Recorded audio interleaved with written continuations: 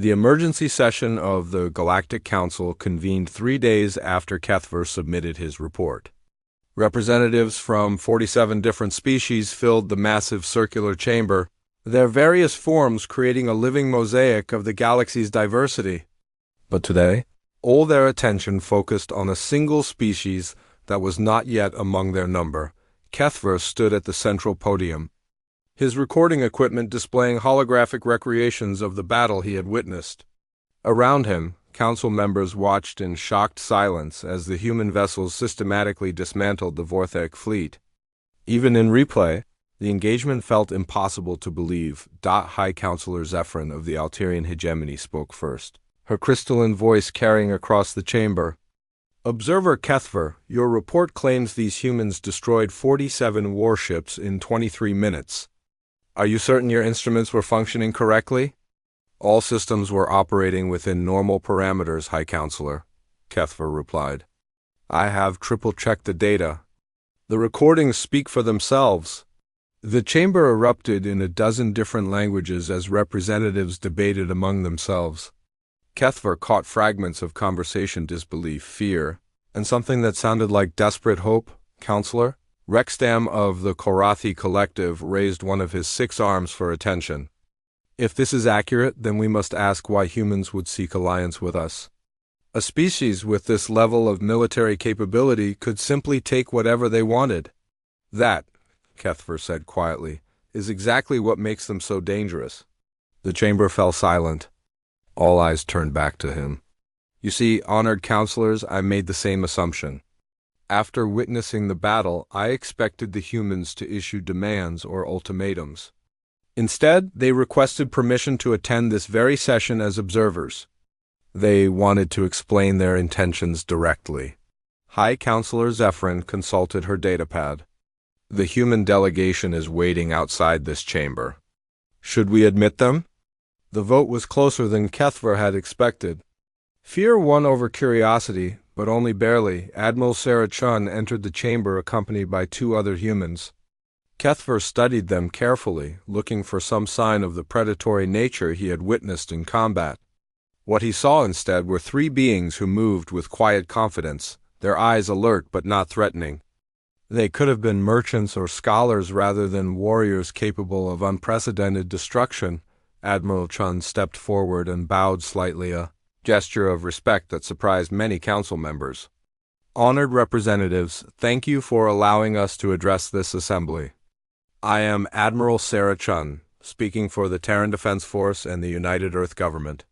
She activated a holographic projector, and images of Earth appeared above the chamber blue oceans, green continents, swirling white clouds.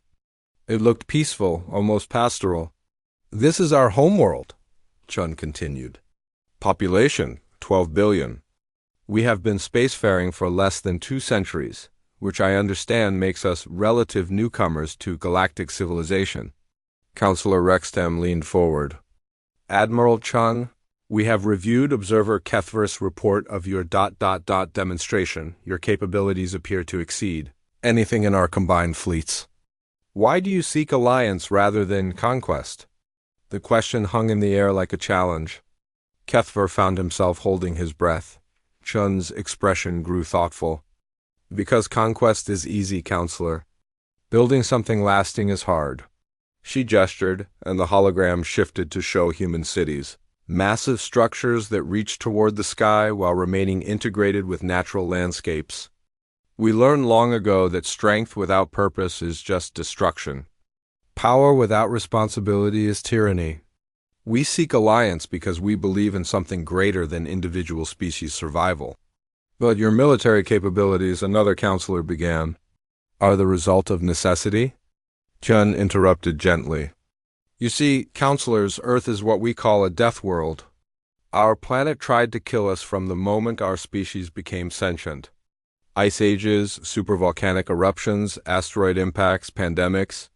Climate shifts, our world taught us that survival required constant adaptation and cooperation. The hologram showed scenes of human history cities rising from ashes.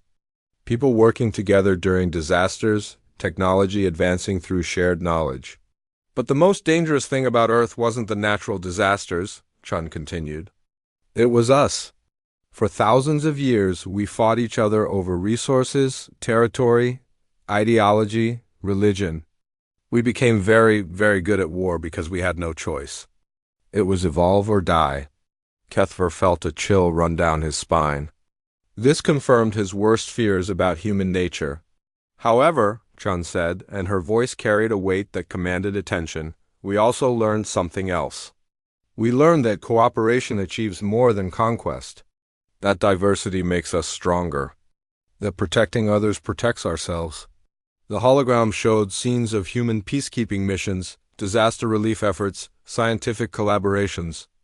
When we finally reached space, we discovered we were not alone. We found evidence of dozens of spacefaring civilizations, some friendly, some hostile, some simply indifferent. And we made a choice. What choice? High Counselor Zephyrin asked. To be protectors instead of conquerors. To use our abilities to defend rather than destroy. Counselor Rextam made a sound that might have been skepticism. You speak of protection, but your demonstration against the Vorthak was hardly defensive. Chun nodded. The Vorthak have raided 17 independent worlds in the past year, taking slaves and resources. They consider mercy a weakness and diplomacy a joke. Sometimes the only way to protect the innocent is to convince predators to find easier prey. You could have destroyed them entirely, Kethver found himself saying. Why didn't you? Because, Chun replied, meeting his gaze directly, we learned something important about ourselves during our own wars. The goal is never to eliminate the enemy. The goal is to eliminate the need for enemies. She paused, letting that sink in. War Master Grickstall and his surviving crews have been offered resettlement opportunities on worlds that need agricultural workers. Many have accepted.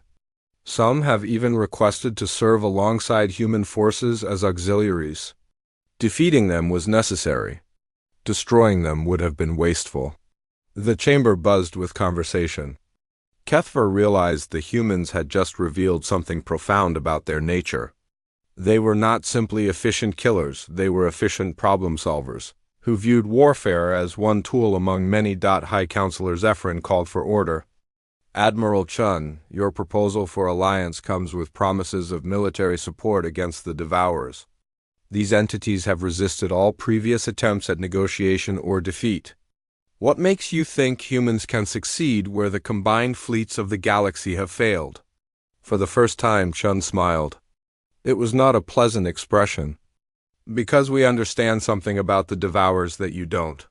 They're not evil or malicious. They're just very, very hungry. And humans have extensive experience dealing with apex predators. She activated the projector again, showing tactical analyses that made Kethver's head spin. Fleet movements, supply lines, predicted behavioral patterns all mapped out with mathematical precision. The Devourers attack in waves because they need to feed constantly. They target industrial worlds because processed materials are easier to consume than raw resources. They ignore defensive fleets because they've learned that patience allows them to bypass most military responses. Chun highlighted specific data points as she spoke. But they have weaknesses. They're predictable. They're vulnerable during feeding. And they've never faced an enemy that thinks like they do. You plan to hunt them, Counselor Rextam said. And his tone carried something between awe and horror. We plan to solve the problem they represent, Chun corrected. Which may involve hunting, yes. But it will also involve understanding why they consume everything in their path. And finding alternatives that satisfy their needs without destroying entire civilizations. The silence that followed was profound. Kethver realized that the humans had just offered to take on a threat that had terrorized the galaxy for decades, and they were approaching it not as a war to be won, but as a problem to be solved. There will be conditions, High Counselor Zephyrin said finally. Of course, Chun agreed. We request full access to galactic scientific databases, cultural archives, and communication networks. We want observers from your species attached to our fleets. We want joint training exercises and technology sharing agreements. We want to understand every civilization we're protecting so we can protect them effectively. And in return, we eliminate the devourer threat. We provide military support against other hostile entities. We share our defensive technologies and tactical knowledge. Jun's expression grew serious. And we promise that human military forces will never be used for conquest or oppression. Any species that joins our alliance does so as an equal partner. Kethver found himself believing her. There was something in the human's manner, a quiet certainty that spoke of species-wide conviction rather than individual opinion. The vote took 6 hours. When it was finished, humanity had been granted provisional membership in the Galactic Defense Alliance, with full membership contingent on their performance against the DVOURERS. As the council session ended and representatives filed out in SM, Kethver had seen war across 17 different star systems. As a military observer for the Galactic Council, he had documented countless battles between species that considered themselves apex predators. The Krillian swarm tactics that could overwhelm entire planets. The Thaxonian heavy assault units that could punch through any defensive line. The elegant precision strikes of the Zilani that eliminated targets before they knew they were under attack, but nothing had prepared him for humans. The observation deck of the neutral monitoring station gave him a perfect view of the battlefield below. 3 human ships faced off against a Vorthek battle fleet, 12 heavy cruisers, 40 destroyer-class vessels, and countless fighter craft. The numbers alone should have made this a massacre. The Vorthek were known throughout the galaxy as brutal, efficient killers. Their ships were built like flying fortresses, designed to absorb punishment while delivering overwhelming firepower. Adjusted his recording equipment and settled in to document what he expected would be a short, tragic engagement. The humans had insisted on this demonstration as part of their application to join the Galactic Defense Alliance.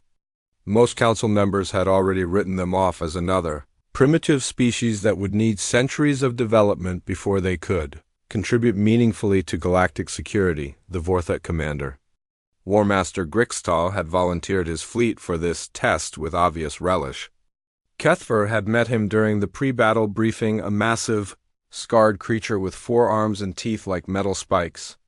Grixtal had laughed when informed he would be facing only 3 human vessels. "This will be over before your instruments finish warming up, observer," the War Master had rumbled. "My pilots are eager to see how these soft-skinned mammals die." Now, watching the formations take their positions, Kethver had to admit the odds looked impossible. Each human ship was roughly the same size as a Vorthak destroyer, but the enemy outnumbered them 20 to 1. Even if human technology was superior and preliminary scans suggested it was not raw, mathematics favored the Vorthek overwhelmingly. The lead human ship transmitted on open channels. "This is Admiral Sarah Chun of the Terran Defense Force vessel Indomitable. We are ready to begin the engagement." Kethver noted the calm professionalism in the human's voice. No bravado, no fear, just quiet competence. He had heard similar tones from other species before their destruction. It was almost admirable how these humans maintained dignity in the face of certain defeat. "Begin when ready," came the response from the monitoring station's neutral coordinator. What happened next would haunt Kethver's dreams for cycles to come. The humans did not charge forward in a glorious but doomed assault. They did not attempt to flee, despite having the faster ships. Instead, they simply vanished.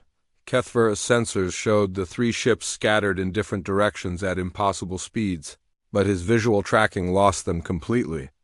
For a moment, he wondered if they had jumped to hyperspace, a cowardly but understandable retreat. Then the Vorthek ships began exploding. The first destroyer simply came apart, its hull splitting along stress lines as if something had reached inside and torn it open.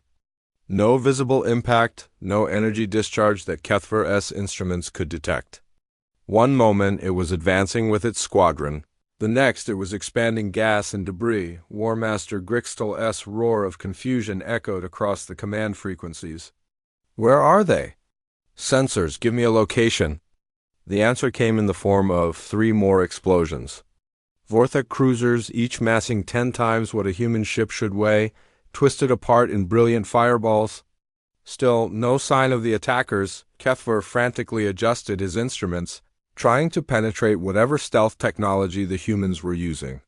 His equipment was state-of-the-art, capable of detecting ships across multiple spectrums and gravimetric signatures.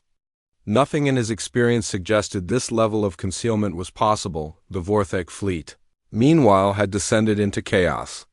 Ships fired wildly in all directions, their powerful weapons lighting up space but striking nothing.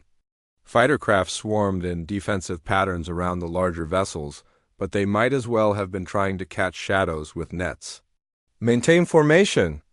Grixtol bellowed, but his orders were drowned out by explosions and panicked reports from his ship.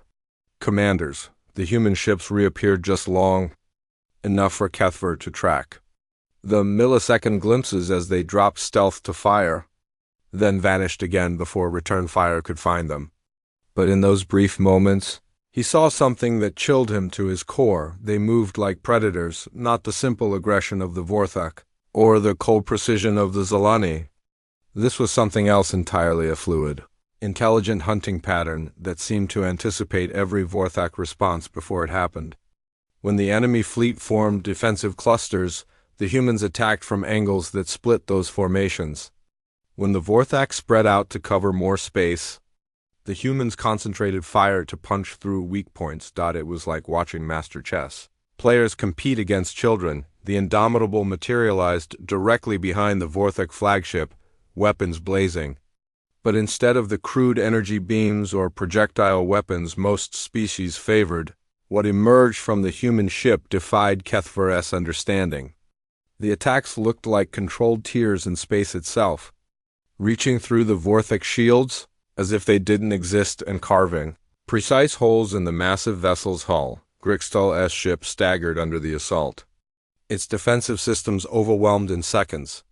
But before the humans could deliver a killing blow, they vanished again, leaving the War Master's ship crippled but intact. The message was clear: we could have destroyed you, but we chose not to. More Vorthak ships died in the following minutes, picked off with surgical precision while their return fire struck empty space. The few times they managed to target a human vessel, their shots simply passed through as if the ships were made of light.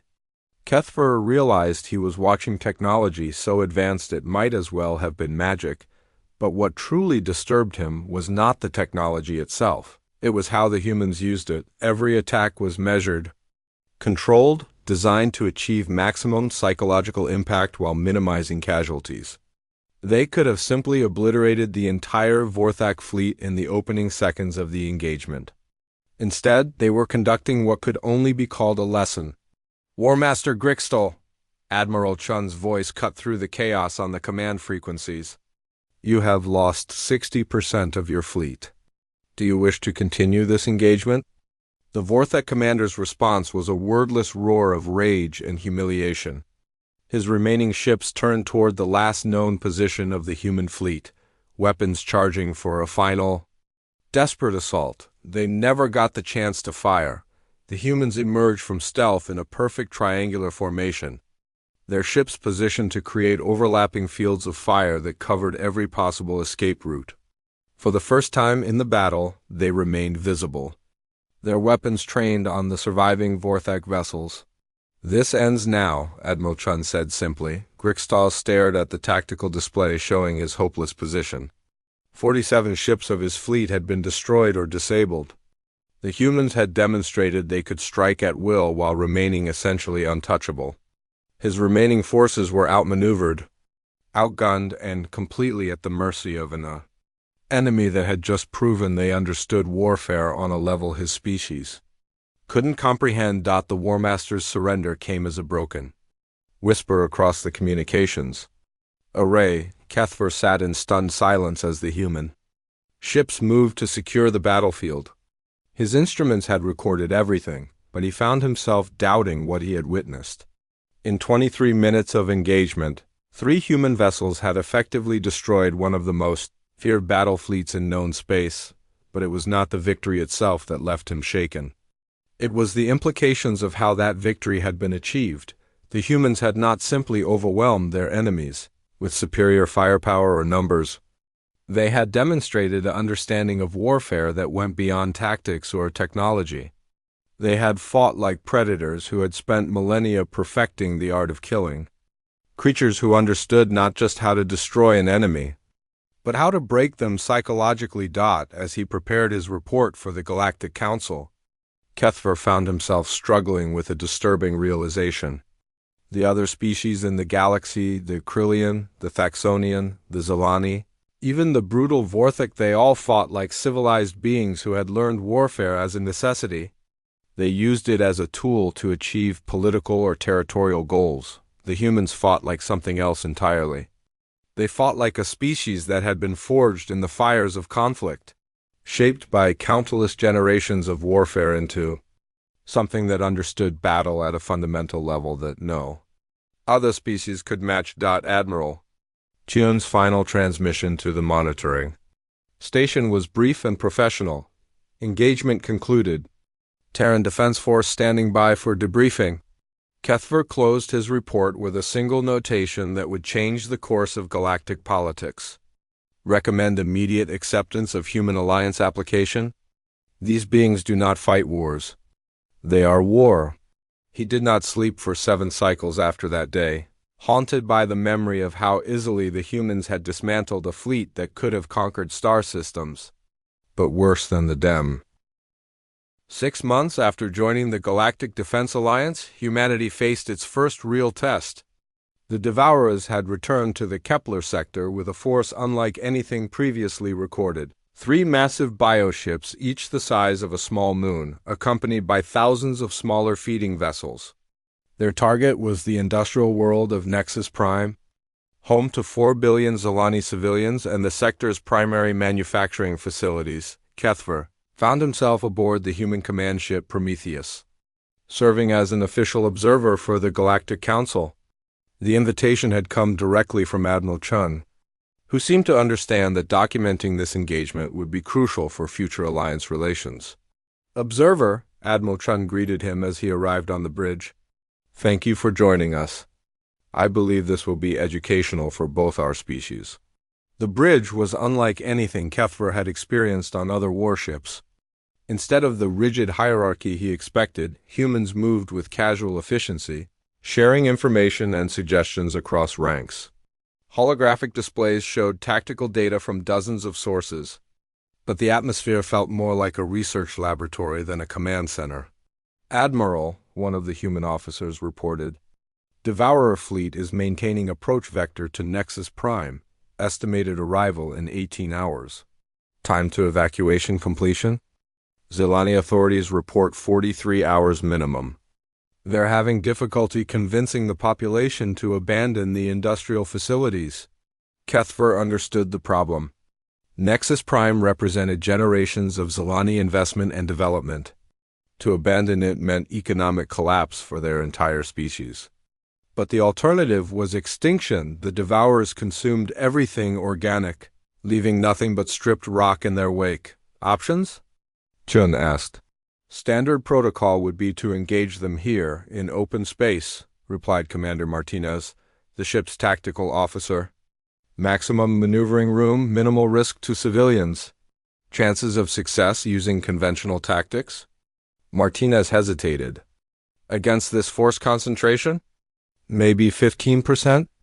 The bioships are too massive to destroy quickly, and their escort vessels would overwhelm our ability to maintain stealth. Kethver felt his hopes sink. Even human capabilities had limits, and the Devourers were pushing past them. What about unconventional tactics? Chun asked. The question sparked animated discussion among the bridge crew. Suggestions flew between officers' precision strikes against biological weak points, attempts to disrupt their hive mind communications, even proposals to lure them away from Nexus Prime using false signals. But it was Dr. Sarah Kim, the ship's xenobiologist, who presented the idea that changed everything. Admiral, she said, pulling up biological scans of previous Devourer encounters, we've been approaching this wrong. Every military engagement treats them as hostile entities to be destroyed. But look at their behavior patterns. The holographic display showed Devourer feeding Cycle's methodical consumption of resources, careful preservation of useful materials, precise selection of targets. They're not random destroyers. They're farmers. The bridge fell silent. Kethver leaned forward, intrigued despite his fear. Explain, Chun said simply. Dr. Kim highlighted specific data points. They consume organic matter and industrial materials in specific ratios. They avoid certain elements completely. They demonstrate planning and resource management that suggests long-term thinking. She paused. What if they're not evil? What if they're just trying to survive? They've destroyed 17 civilizations in the past century, Commander Martinez pointed out. Have they? Dr. Kim countered. Or have they consumed 17 civilizations that were already failing? Look at the target's worlds with environmental collapse, species facing resource depletion, civilizations in terminal decline. What if the Devourers aren't predators? What if they're recyclers? The implications hit Kethver like a physical blow. If Dr. Kim was correct, then decades of military resistance had been based on a fundamental misunderstanding of what the Devourers actually were. Admiral Chun studied the data for several minutes before speaking. Doctor, if your hypothesis is correct, what would you recommend? We talked to them, Kim said simply. The silence that followed was deafening.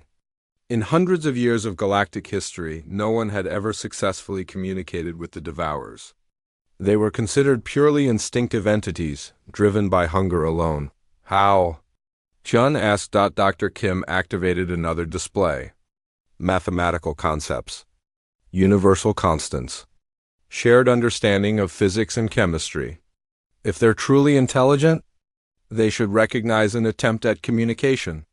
Kethver watched Admiral Chun process this information with the same calm efficiency he had observed during the Vorthek engagement. No immediate dismissal, no emotional reaction, just careful consideration of possibilities. What's our backup plan if communication fails? Commander Martinez pulled up tactical projections. We evacuate our ships to minimum safe distance and use long-range kinetic bombardment to break up the bioships. Scorched Earth approach. High civilian casualties, but some survivors. Unacceptable, Chun said immediately. We don't abandon 4 billion people because communication might be difficult. She turned to her communications officer. Lieutenant Park, can you design a transmission array using Dr. Kim's specifications? Yes, Admiral. Give me 6 hours. You have 4. Commander Martinez, I want every ship in our task force prepared for immediate combat if this goes wrong. But nobody fires unless I give the order directly. As the bridge crew dispersed to their tasks, Kethver approached Admiral Chun. Admiral, this is incredibly dangerous.